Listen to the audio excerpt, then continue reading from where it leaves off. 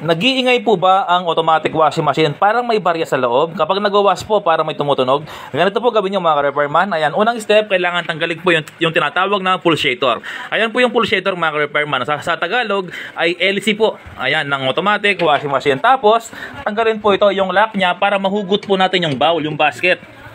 Ayan mga ka-repairman, iba-iba po yung size ng kanyang tornilyo, no? So ito po ay Digis number 10.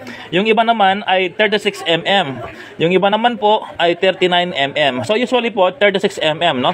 Kapag gano'n ang issue mga ka-repairman, ay kuha kayo ng vice grip or malaking llabe, or meron po nabibili sa online na close wrench po siya na maliit. Ayan, na 36mm.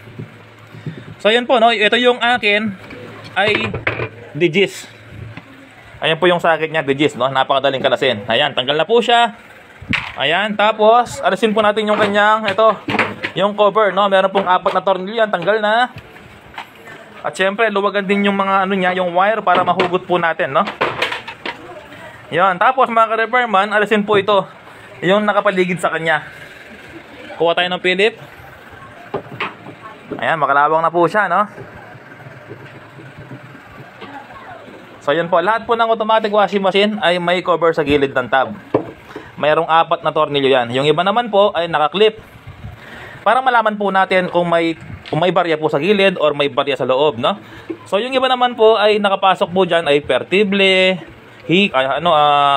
quintas. Kung ano man na pwedeng mahulog mga ka-repairman, no? Ayan, pagtanggal na po yan, alasin po yung cover nya. Yun. Tapos, ayan, pwede na pong hugutin yung buong tab. Ayan, so unang step mga ka-repairman, may higpit po talaga yan, no? Yung iba, ginagamitan ng puller. Ayan, tayo, inaalog-alog lang natin. Ayan, no? Iniikot-ikot lang mga ka-repairman, at para, ayan, mahugot na natin, matanggal na. Ayan, kapag nahugot na po yan, ayan mga ka-repairman, napakarumi po, no?